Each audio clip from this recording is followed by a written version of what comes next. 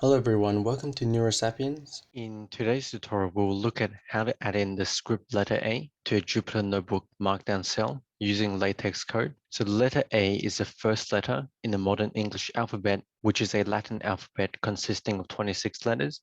And we'll start here by creating a new Markdown cell.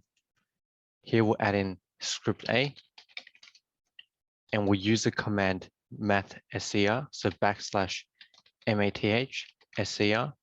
with opening and closing curly brackets. We'll input in this command a capital A. Now to actually show this letter, we need to add $2 symbols before the LaTeX code, as well as $2 symbols after the LaTeX code. So now when we run this cell, we have the script letter A here centered in the middle of the Jupyter Notebook Markdown cell. So this is how to add the script letter A to a Jupyter Notebook Markdown cell using LaTeX code. If you found this tutorial helpful, please give it a thumbs up, subscribe and click the notification bell for weekly videos.